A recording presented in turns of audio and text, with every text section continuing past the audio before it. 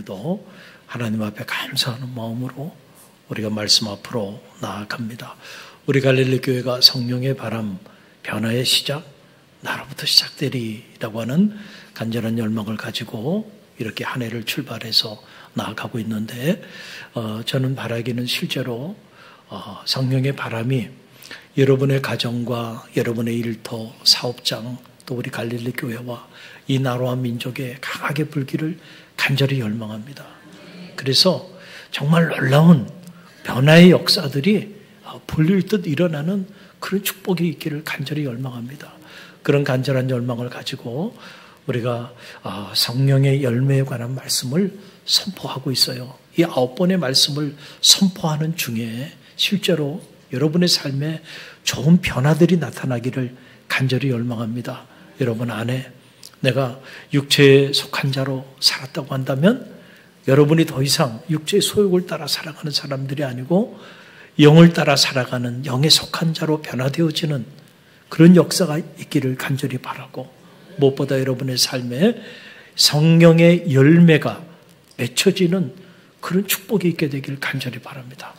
오늘 3번째 시간인데, 자, 성령의 9가지 열매, 우리가 그냥 애울 뿐만 아니고 우리의 삶이 이 성령의 9가지 열매가 돼야 돼요.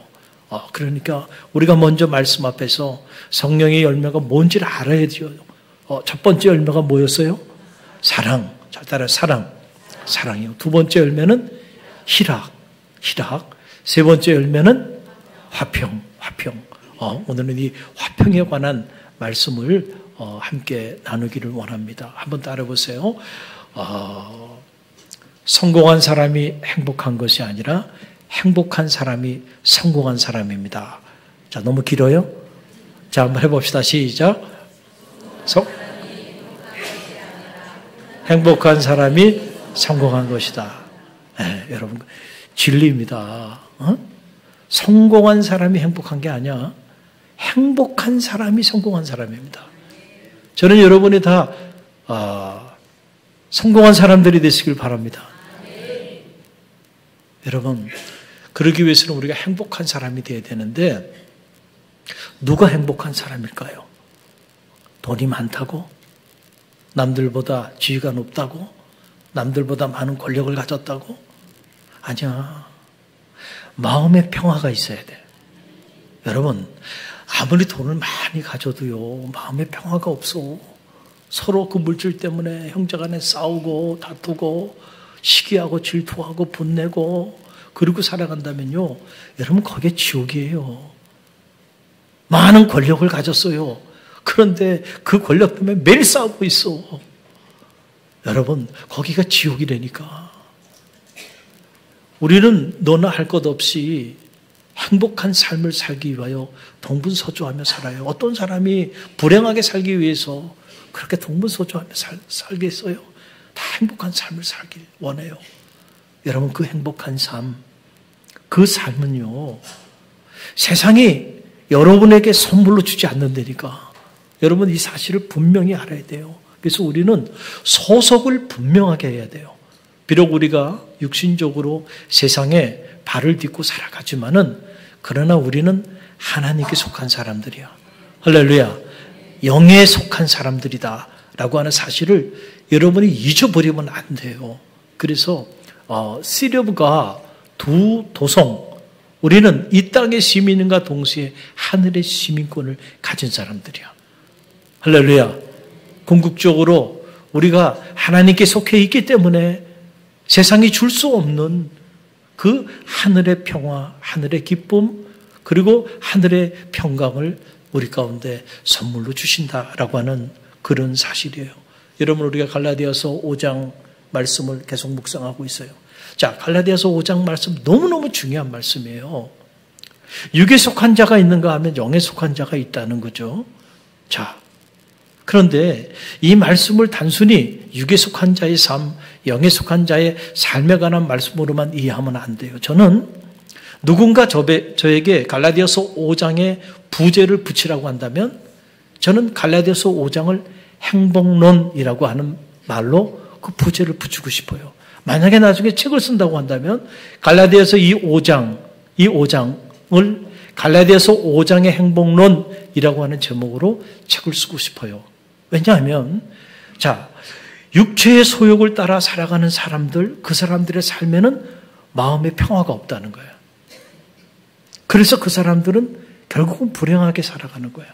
그러나 영에 속한 사람들에게는 반드시 마음의 평화가 그들에게 임하게 된다는 거예요. 그것을 갈라디아서 5장은 성령의 열매로 우리 가운데 소개해 주고 있어요. 성령의 몇 번째 열매요?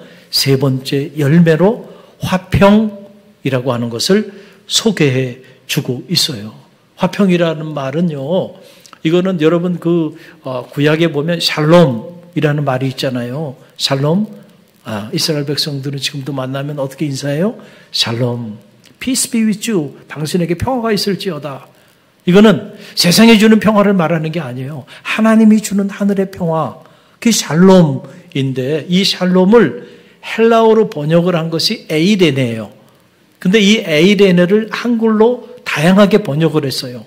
오늘 말씀해 보게 되면 화평으로 번역을 하기도 했고 또 다른 번역에 보면 평화 또는 평안 또는 평강 다 똑같은 단어예요. 이 샬롬을 헬라어 에이레네로 번역했고 이 에이레네를 평화, 평강, 평안, 화평이라고 하는 단어로 이렇게 다르게 번역을 했을 뿐이에요. 다 똑같은 단어예요. 이 하나님이 주시는 화평, 이 평강, 카라라고 하는 것도 카리스에서 왔다 그랬죠. 이것은 세상으로부터 온 것이 아니고 하나님께로부터 온, 하늘로부터 오는 은혜라 그랬어요. 여러분, 화평도 마찬가지예요. 이게 세상으로부터 오는 평화가 아니고요. 하늘로부터 오는 평화입니다. 하나님이 주시는 평화예요. 주님이 우리 가운데 주시는 평화예요. 누구에게 줘요? 영에 속한 자에게 주신다는 거예요. 그래서 그 영에 속한 자들이 세상이 누리지 못하는 진정한 의미의 행복한 삶을 살게 된다라고 하는 거예요. 단순히 여러분이 이 성령의 열매에 관한 말씀을 그냥 성령의 열매에 관한 말씀 이렇게 생각하지 마시고요. 이 말씀이 우리가 어떻게 하면 진정으로 행복한 삶을 살 수 있게 해주는지 그 놀라운 영적인 비밀을 우리 가운데 소개해 주는 놀라운 말씀이라는 사실을 깨닫게 되는 지혜가 있게 되기를 간절히 바랍니다. 우리는 늘 불안해요. 우리는 늘 미래에 대한 두려움을 갖고 살아요. 또 크고 작은 이런 떨림과 공포 속에서 살아가고 있어요. 주님께서 그 사실을 너무 잘 아셨어요. 그래서 주님께서 이 땅에 오셔서 우리에게 선물로 주신 것이 있어요. 그게 바로 뭐냐면 평안이에요. 평안, 평강, 평화, 화평이에요. 여러분 성경을 들여다보세요. 주님이 요한복음 14장 27절 말씀에 보면 이렇게 말씀하여 주셨어요. 함께 읽어봅니다. 평안을 너희에게 끼치노니 곧 나의 평안을 너희에게 주노라. 내가 너희에게 주는 것은 세상이 주는 것과 같이 아니하느니라. 너희는 마음에 근심하지도 말고 두려워하지도 말라. 아멘. 너희는 마음에 근심하지도 말고 두려워하지도 말라는 거예요. 우리는 세상을 살면서 끊임없이 이런저런 크고 작은 일들로 인해서 근심하고 두려워하며 살아가요. 그러나 주님이 우리에게 주시는 말씀은 너희는 근심도 하지 말고 두려워하지 말라는 겁니다. 할렐루야. 그러면서 우리에게 약속으로 주신 말씀을 평안을 너희에게 끼치노니 나의 평안을 너희에게 주노라. 이것은 세상이 주는 것과 같지 않다는 거예요. 여러분 세상은 우리로 하여금 끊임없이 경쟁을 부추기죠. 끊임없이 싸움을 부추겨요.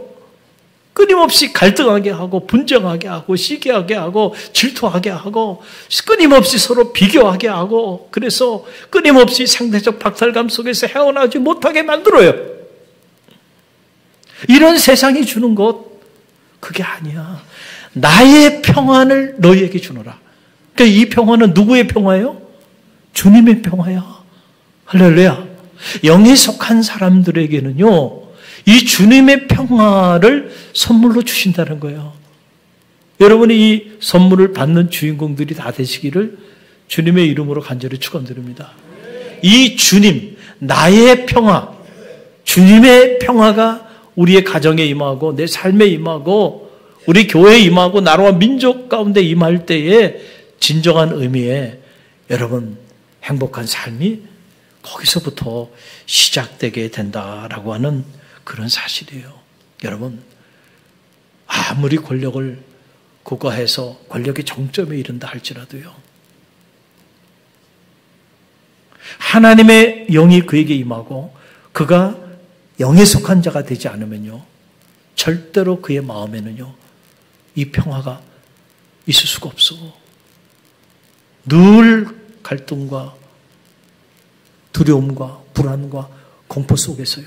지옥 같은 삶을 살게 되는 거예요. 그러니까 여러분 그런 삶을 부러워하지 않게 되기를 주님의 이름으로 간절히 축원드립니다.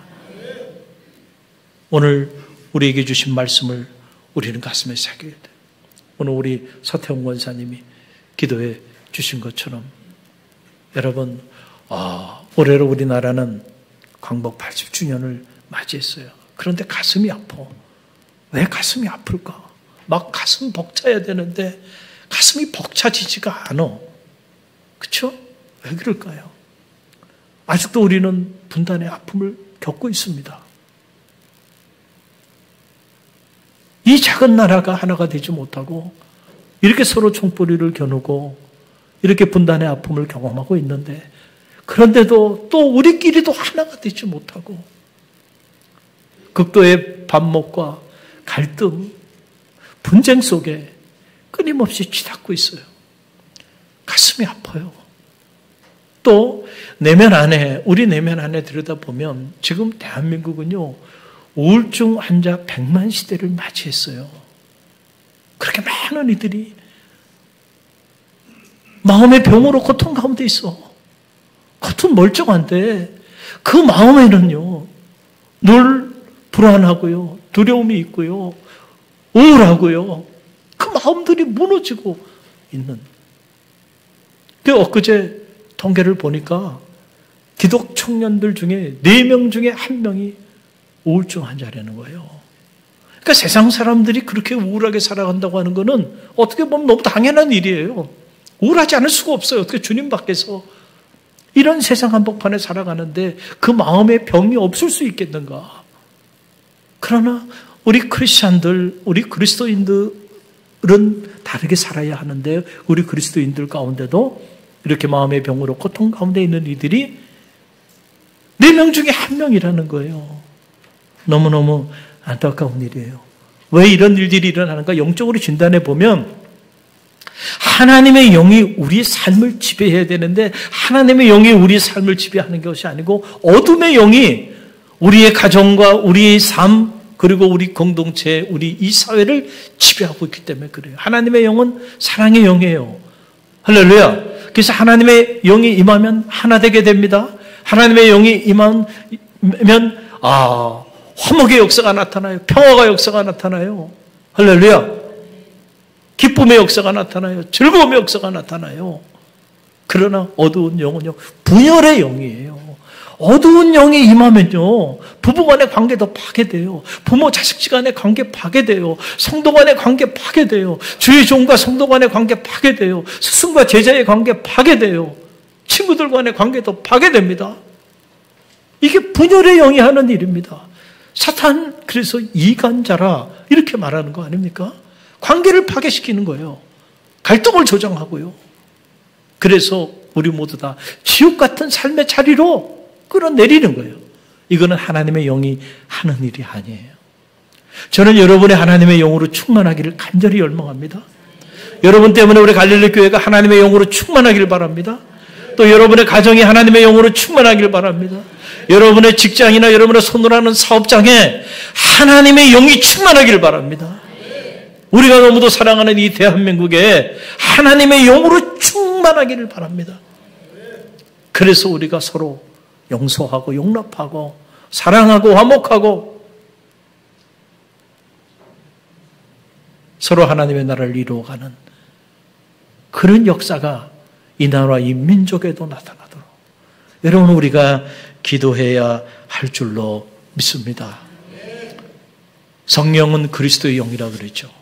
그리스도 우리 성령의 실체이신 주님께서 여러분 이 땅에 오신 목적이 무엇입니까? 그것은 다른 것이 아니에요. 주님께서 우리로 하여금 평화를 주시기 위하여 우리 가운데 오신 거예요. 여러분 그 내용이 오늘 본문 골로새서 1장 19절로 20절 말씀에 보면 나와요. 우리 함께 읽어봅니다.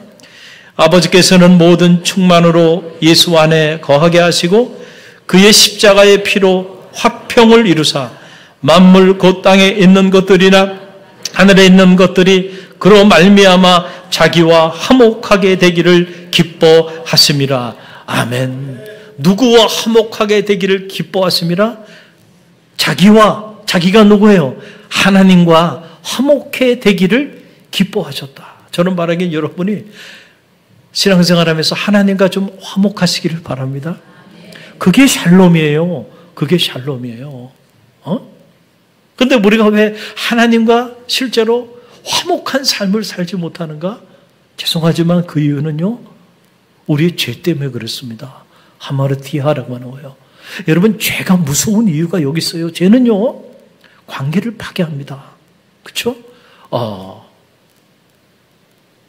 그래서 주님께서 우리 이 죄의 문제를 해결하기 위하여 십자가의 피로 화평을 이루사 만물을 새롭게 하시기 위하여 주님이 우리 가운데 오셨다는 거예요.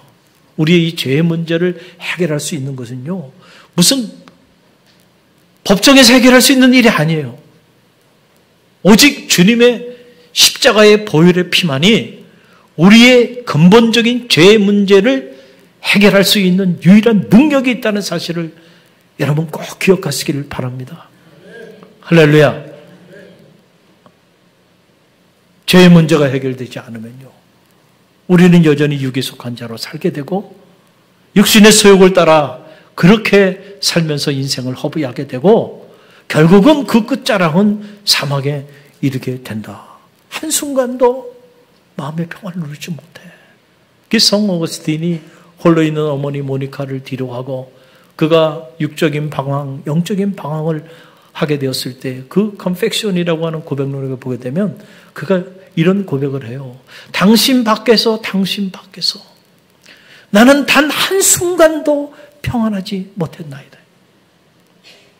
하나님 밖에서 진리를 찾아, 하나님 밖에서 자유를 찾아, 하나님 밖에서 인생의 행복을 찾아 그렇게 나아갔는데 결국 돌아와서 보니까 그렇게 살아온 내 인생 단 한순간도 당신 밖에서 단 한순간도 내 영혼이 평안하지 못했다는. 저는 말하기를 여러분의 인생이 나의 평안을 너희에게 주노라 말씀하여 주셨는데 주님의 평화로 가득 채워지는 축복이 있게 되기를 주님의 이름으로 간절히 축원드립니다. 여러분, 우리가 죄를 범하면요, 우리 안에 찾아오는 것이 있어. 그게 바로 뭐냐면 두려움이에요. 불안입니다. 응? 아담과 하와가요, 하나님 앞에 죄를 범하고 난 다음에 그들의 삶에 이 두려움과 불안이 찾아온 거예요. 그래서 하나님이 아담을 부르셔요. 회복시켜주기 위해서. 아담아, 내가 어디 있느냐? 부르세요. 그러면 어떻게 대답해야 돼요? 하나님, 제가 여기 있습니다. 밤늦게 뛰쳐나와야 되잖아요. 그런데 성경을 보게 되니까 그들이 선악과를 따먹은 이후에 그들의 삶이 바뀌었어. 어떻게 바뀐 거예요? 이제는 하나님을 그들이 두려워하고, 그래서 하나님이 부르시는데 숨어버려. 여러분, 죄를 범하며 숨게 돼 있다니까요. 그래서 죄는 이런 훤한 대낮에 죄가 저질러지는 게 아니에요. 죄의 속성입니다. 범죄는 언제 이루어져요? 주로 깜깜한 밤에. 왜? 사람들 보이지 않는 곳에. 여러분이 누군가에게 잘못을 저지르잖아요. 그러면은 그 사람을 똑바로 못 쳐다봐. 그렇죠? 마음에 뭐가 있어서 그래요? 찔림이 있어가지고. 그래도 우리 교회는 제가 이렇게 보면 기둥이 없는 거 감사해. 여러분 이게 기둥 없는 교회예요. 여러분 이거 보기 쉽지 않습니다. 다 이 중간에 다 기둥이 있어요. 우리는 이 벽이 기둥이 돼 있지만은 그 제가 섬겼던 교회 중에 좀 사이즈가 있는 교회인데 거기에는 이렇게 기둥이 몇 개 있어요. 이렇게 본당에 기둥이. 그런데 여러분 가만히 보면 참 재밌어요. 성도들이 아니 주일날 이렇게 참 바쁘시고 분주한데 시간 다 이렇게 정리하고 나 예배 드려야 되겠다. 그러고 오신 거 아닙니까? 참 이 자리에 오신 분들 평범한 분들은 아무도 없는 거예요. 대단한 겁니다, 여러분. 그런데 그렇게 오셨는데도요. 저 기둥 뒤에서 예배 드리는 분들이 있어.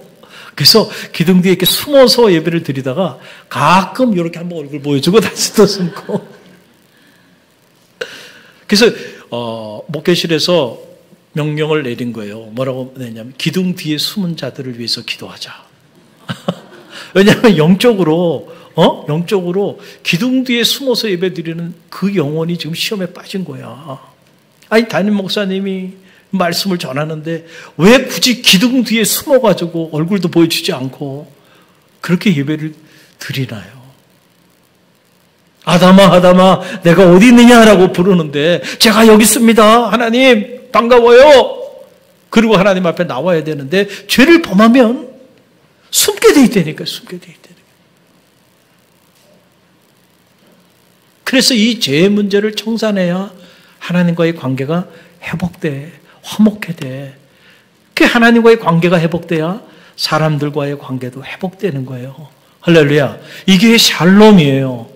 이게 에이레네, 화평, 평화, 평강, 평안이라고 하는 그런 사실입니다.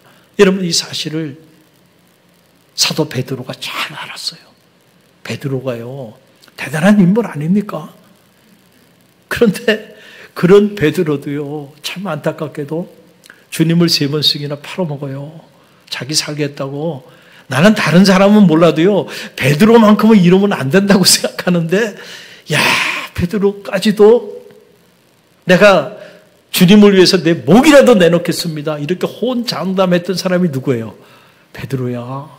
그래서 주님께서 그 베드로를 축복하여 주시냐. 내 믿음의 고백 후에 내 교회를 세우겠다 그러고요. 그를 12 제자, 이 제자 공동체에 수속 제자로 세워준 거 아닙니까? 그 어부였던 사람을 말이에요. 그렇게 영광의 자리에 그를 주님께서 높이 세워줬는데 다른 사람 몰라도 베드로만큼은 주님 고난당할 때 You go, I go. 당신 가면 나도 갑니다. 죽으면 죽으리라고 같이 갔어야죠. 근데 베드로가요. 한 여비자 앞에서 주님을 3번씩이나 부인하는데 주님을 저주하면서 부인해요. 내가 저 양반 누군지 모른단 말이야. 아마 성경에 자세히 나와 있지 않지만 침을 뱉으면서 나 저주까지 했으니 뭐 침을 못 받겠어요. 주님 보는 앞에서. 그런 베드로를 바라보시는 주님의 눈빛. 그런 베드로를 바라보는 주님의 마음이 어땠을까? 십자가를 지는 고난도 고난이냐 더 큰 고난은요.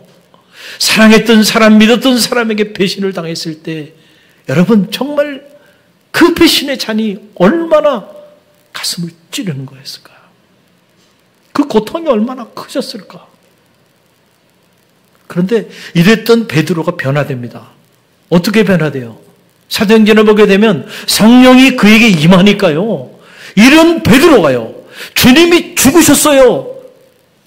그런데도 베드로가 두려워하지 않고 예수 그리스도의 십자가의 죽으심과 부활을 사람들 앞에 죽을 줄도 모르고 담대히 선포하며 나갑니다. 성령이 임하면요. 변화가 나타나는 거예요. 이런 완전히 사람이 뒤집어진 겁니다. 그랬을 때 그의 그 메시지를 듣고요. 수많은 사람들이 어찌할꼬 통회하며 자복합니다. 어찌해야 되나? 너희가 십자가에 매달은 그분이 십자가에 달려 죽으시고 부활하셨다. 메시지는 간단해요. 그 메시지를 선포하는 거예요. 근데 그 소리를 들은 뒤에 찔림을 받는 거예요. 사람들이. 그 어찌할 줄 몰라서 단식하고 있을 때 그때 베드로가 그 사람들에게 한 말이 있어요. 뭐라고 얘기를 하냐요? 사도행전 2장 38절의 말씀이 그 말씀이에요. 우리 함께 읽어봅니다. 베드로가 가로되 너희가 회개하여 각각 예수 그리스도의 이름으로 세례를 받고 죄 사함을 받으라. 그리하면 성령을 선물로 받으리니. 아멘. 성령을 선물로 받는 비결이 있어요. 그게 뭐예요? 너희가 각각 회개하여 세례를 받고 죄 사함을 받으라. 그리하면 너희에게 성령을 선물로 준다는 거예요. 할렐루야.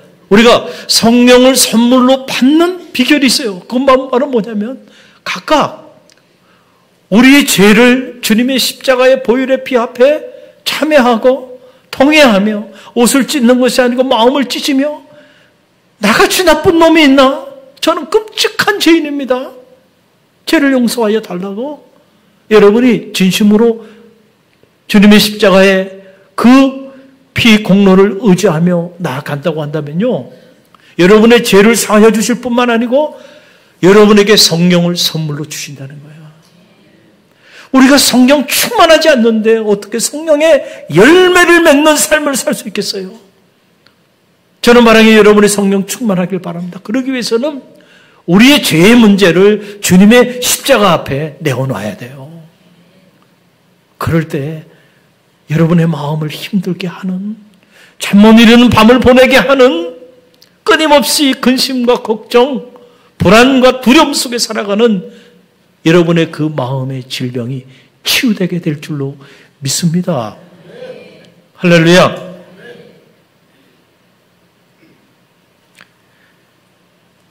우리의 힘으로 되지 않아요. 우리의 능으로도 되지 않아요. 오직 여호와의 영으로만 가능한 줄 믿습니다. 말세에 내가 내 영을 모든 육체에 부어 주리라 말씀하여 주셨어요. 모든 육체에게 말세에 부어 주겠다는 거예요.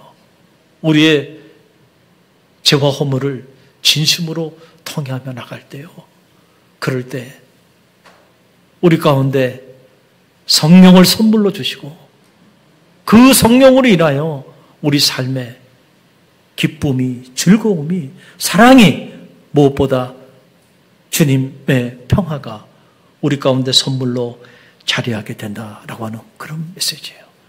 여러분 누가복음 11장에 보게 되면 주님이 기도에 대하여 가르쳐주는 내용이 나와요. 그때 주님이 뭐라고 말씀하시냐면 구하라 주실 것이요, 찾으라 찾을 것이요, 두드리라 그리하면 열릴 것이라. 할렐루야. 그렇게 말씀하여 주시고 난 다음에 한 예를 들어주세요. 그 예가 바로 뭐예요? 자, 너희가 아무리 악한 아비라 할지라도 너희 아들이 너희에게 생선을 달라고 하는데 뱀을 준 사람이 있겠느냐라고 하는 거예요. 또 너희가 아무리 악한 사람이라 할지라도 너희 아들이 아버지 알을 좀 주세요. 그런데 정갈을 줄 사람이 있겠는가? 없다는 거죠. 하물며 너희가 아무리 악한 자라도 너희 자녀에게는 좋은 것을 줄 알거든. 하물며 하늘에 계신 너희 아버지께서 구하는 자에게 성령을 선물로 주시지 아니하겠느냐? 아멘입니까? 그러니까 가장 좋은 것, 구하는 자에게 가장 좋은 것을 주신다는데 그 가장 좋은 것이 바로 뭐예요? 하나님의 영, 성령이에요. 성령이 여러분 가운데 임하면 여러분은 육체에 속한 자가 아니고 영에 속한 자의 삶을 살게 되고, 영에 속한 자의 삶을 살게 되면 생각도 영적인 생각을 하게 되는 거예요. 육신의 일을 쫓는 자는 육신의 일을, 영의 일을 쫓는 자는 영의 일을 생각하나니 육신의 생각은 사망이요 영의 생각은 생명과 평안이니라. 할렐루야. 우리 힘으로는요 영적인 생각을 품고 사는 게 쉽지 않아요. 끊임없이 육신적인 생각이 내 마음을 힘들게 해. 그래서 내 마음을 무너뜨려, 내 삶을 무너뜨려. 그러나 하나님의 영을 구하는 자에게 성령을 선물로 주지 않느냐. 기도하는 자에게 하나님이 가장 좋은 걸 주시는데 그 가장 좋은 게 다른 것이 아니고 하나님의 영, 성령을 주시는 거예요. 성령이 임하면 저 에스겔 골짜기에 그 죽음의 사망의 많은 뼈들도요, 서로 연락하며 일어나서 여호와의 놀라운 군대를 이루는 겁니다. 불가능이 없는 거예요. 성령은 창조의 영이에요. 할렐루야. 질병 중에 최고의 질병은 마음의 질병이에요. 육체의 질병은요, 피나면 여러분 싸매면 되고요, 문제 있으면 잘라서 제거하면 되고 꼬매면 돼요. 그러나 마음의 병은 그렇게 치유가 안 돼요. 하나님의 영이 임할 때 마음의 병도 치유되고 분열의 병도 치유되고 갈등의 병도 치유되는 역사가 나타나게 될 줄로 믿습니다. 주님이 우리 가운데 말씀해 주셨어요. 화평케 하는 자가 행복하다. 저가 하나님의 자녀라 일컬음을 받으리라 그랬어요. 저는 바라기는 여러분이 화평한 자가 될 뿐만 아니고 이제는 화평을 만드는 피스메이커들이 되셔서 하나님의 자녀라 불리움을 받게 되는 우리 갈릴리교회 모든 성도들이 되고 우리 갈릴리교회가 되기를 주님의 이름으로 간절히 축원드립니다.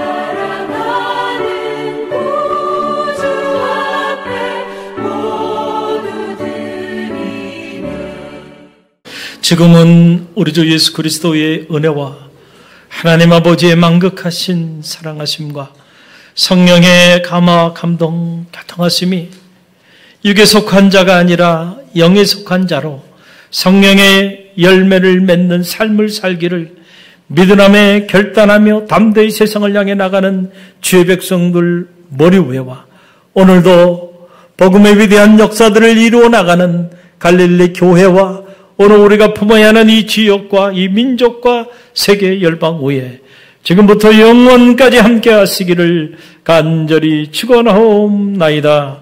아멘.